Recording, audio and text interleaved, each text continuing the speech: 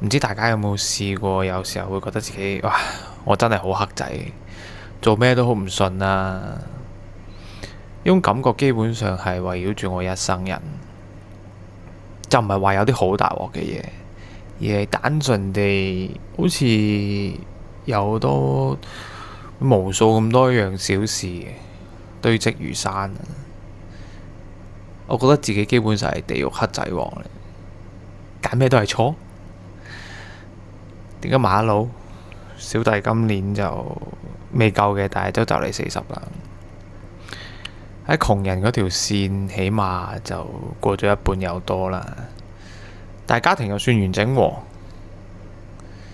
不過80後嘅人80%都會遇上至少一個家庭問題，多數啦嚇。咁當然有好多仍然都係好幸福嘅。家庭問題唔係債務就係包二奶啦。冇計啦，80後嗰期啲人啊，食住個勢揾到錢，即係80後出世嘅人，佢嘅父母啊，食住個勢揾到錢啊，咁啊飽暖思啲咩啊？大家心照啦。我嘅家庭都唔例外。咁啊，吵吵鬧鬧過咗幾十年，停一停回個頭，發現原來每次自己如臨大敵嘅嘢，覺得哇瀨晒嘢咁，鋪翻唔到轉頭啦，好驚好驚嘅事，最後都唔會得到啲咩好結果啊！我都嘗試過心態好正面咁面對，又或者負面都好，所以啲咩吸引力法則啊，對我係一啲都洗唔到腦，亦都養成咗我呢個人好小心翼翼啦，所有嘢都係計到最差嗰一步啦。咁希望所有嘢都可以按照計劃咁進行，可以只係可以講緊係不好不壞咁。其實我都已經心滿意足啦。如果聽到呢度，你覺得我講緊你，又或者有一部分嘅你，真係唔好意思。唯一可以安慰到嘅說話就係你唔孤單啦，都仲有我啦。但係咪於事無補呢？係嘅，好似我哋人生咁，賭100蚊，最後攞翻5蚊走，你又輸唔晒喎，但係於事無補。好多時候我都好懷疑自己係咪真係咁蠢㗎，每次決定、每次選擇我都做錯。舉個好極端嘅例子啊，2年前我爸爸生 cancer， 醫生唔係好確定佢係咩癌，總之喺軟骨組織發現，我哋稱呼咗佢就係骨癌啦。發現嘅時候喺第4期。係咪一下子覺得好沉重、好極端啊？冇嘢嘅，冇嘢嘅，過咗噶啦，過咗噶啦。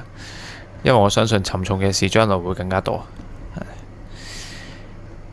講返就係當時我同我媽啦，陪我阿爸去見醫生啦，坐緊輪椅噶啦，因為佢行唔到，佢喺盤骨嗰度嘅軟骨組織好痛。咁醫生問佢要唔要化療啦，咁阿兩老一下子就望住我，就話阿仔你決定啦咁。咁當下咪梗係唔捨得老人家啦，係咪？60幾，司長都話啦，有120歲噶嘛，而家先60幾，正值壯年係咪？正係打拼嘅好年齡啊！但係其實呢，真係講到去做化療嗰 part，其實之前都已經使咗10幾萬去做檢查，私家醫院啊，黐線嘅10幾萬檢查啫。但係為咗唔喺政府醫院等，因為我覺得如果喺政府醫院等嘅話，可能真係火化埋上埋位，佢先叫我去做檢查都唔出奇。所以俾私家醫院一刀劏咗我10幾萬，所以都叫做有心理準備啦嚇，都知道呢隻癌症細胞好惡嘅，係個醫生講嘅，都係一個好有權威性嘅癌症醫生同我哋分析嘅。抽個組織啊，嗰樣嘢咁啊，確定佢好惡啦咁。化療有效嘅機會其實得2-3成，最後叫我做仔嘅做決定嘅真係我啦。當時亦都有同我老豆講會好辛苦㗎咁，我就同佢講我話我都尊重佢嘅決定。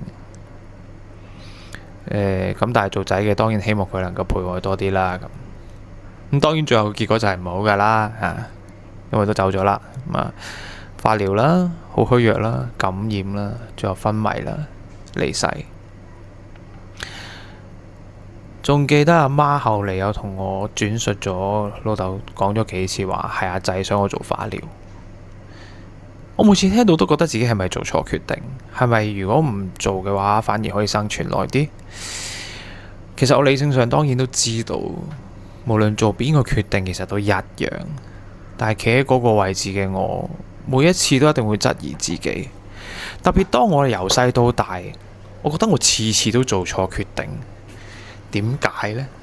點解我每一次揀嘅都係錯嘅呢？係咪就算係咁樣，每一次都係錯，仍然都需要我去做決定咯？我真係唔理解。我知道呢啲叫自責，怪責自己不自量力啦。我會問自己，我究竟憑咩去決定其他人嘅人生啦？好老實講啊，如果識我嘅人，講聲唔好意思先，但係好老實，真係好老實。身邊嘅人安慰我，同我講話：喂，你做得好好噶啦！好坦白講，其實你不如唔好撚講啦，真係難聽個粗口。但偏偏你一定要接受呢啲安慰，咁人哋真係好心啊嘛，係咪？人情世故嘅嘢，我呢一輩子就係俾人情世故捆綁住，我阿爸教嘅。關於我老豆啦，我仲有好多決定都係同佢有關。係啊，有關咋，唔一定係跟佢條路噶。例如職業啊，我會特登揀一條同佢完全唔同嘅路去行，就係為咗同佢冇太多衝突。我好怕人哋會嗌我係邊個個仔啦。諗翻轉頭，其實如果我願意擺低呢啲無謂嘅自尊，可能我會過得好啲。所以我覺得，諗翻轉頭呢個決定都係錯。我老豆本身唔係好有錢啦，但係其實佢嘅人脈，又或者佢叫做好好嘅人緣啦，出邊同有好多好好朋友啦，討厭佢嘅人真係好少。呢啲其實係可以留俾我最大嘅財富，好多細叔伯可以照顧我，但係我就為咗啲無謂嘅自尊去抗拒。其實而家諗翻都幾弱智。又或者係讀書嗰陣啦，我老豆佢老人家就信奉學一門手藝，比咩都有價值。80後啊嘛，我就信咗政府。喂，政府話佢起數碼港喎，咁我就讀多媒體啦，咪俾咗一大嚿錢出嚟，由大西北返灣仔，揾得6000一個月，到最後我又走返去做藍領。諗返都覺得好可笑。其實我係一直都想證明自己嘅決定同佢老人家嘅過時，但係最後一輪付出，做咗一輪小丑之後，我發現自己又樣衰多一次。我就好似嗰一首一事無成咁樣啦，係咪？邊首啊？周柏豪啊、鄭融嗰首一事無成，只係得戀愛係滿分嘅啫。我揾到個好老婆，佢真係好好啊，但係同時我嘅黑仔就喺度拖累緊佢。同佢一齊之後，佢好似都變得一齊黑仔咁樣，做咩都唔順。不過好有趣喎，我把口真係好似開個光咁。只要我話佢一定有問題，個結果一定有啲問題，又或者我同佢講你將來將會遇到啲咩問題，我準個風水佬。但我話我會發達呢，或者會得米呢，一樣嘢都唔中㗎喎。好嘅唔靈，醜嘅靈啊！呢樣嘢去到今時今日，我同佢一齊10幾年都係咁，行到將近40啦。我相信同我年齡相若嘅人，每一個人都有好多故事。我只係咁啱將所有故事放埋喺同一年發生。24年3月，爸爸確診 cancer。早幾年一早 plan 咗噶啦，要結婚，然後早1年幾揾 wedding planner 啦，咁然後就決定24年嘅6月結婚啦，喺日本。爸爸去唔到啦，咁但係爸爸話佢最想就係我能夠結到婚，然後喺佢離開之後係有人可以照顧我，因為我冇兄弟姊妹。咁啊7月尾啊發現老婆有咗喎，同爸爸講，爸爸俾我嘅眼神就係你搞唔搞得掂㗎咁。我有確定過嘅，我有問佢係咪啊？你係咪咁樣諗？我爸岌頭，嗰時已經打咗好重嗎啡，佢已經唔係好講到嘢嘅。去到8月頭，爸爸過身，以為咁就完。去到8月中，一直跟咗我15年，我親手接生嘅貓，親手接生、親手餵奶、親手養大嘅貓，15年都走埋。10月尾，隔咗幾個月，我200，12月30號、29號喺屋企吊頸自殺走咗。然後25年嘅年頭，舅父又係生 cancer 走埋。當中我逼自己做所有嘅決定，無論啱定錯都好，因為我知道既然都開咗個頭，唔錯都錯咗啦。如果勝負係3-7，至少我有10件嘢，有3件係做啱嘅，總好過我覺得我坐喺度做懦夫，有得啲嘢腐爛啊、變臭啊，大家一齊唔知點算啊。我覺得總要有一個人出嚟承擔責任，因為我覺得我唔做決定都唔會有人做。我記得古有32立。對我嚟講，我係直到我老豆走之前，我先發現原來我已經咁老啦，老到可以做一啲我小朋友嘅時候只可以望住佢哋去做嘅決定。我突然之間覺得人生原來係一個順序，同時都係一個倒序。嚟嘅時候我哋冇牙，走嘅時候好多時候都冇乜牙，甩咗啊、爛啊、剝咗啊。嚟嘅時候我唔識行喎，有人抱。走嘅時候好多老人家都要坐輪椅啦。嚟嘅時候我只可以食奶，我消化唔到啲固體嘢。走嘅時候都一樣，食啲流質嘢咯，食唔到啲好難消化嘅嘢。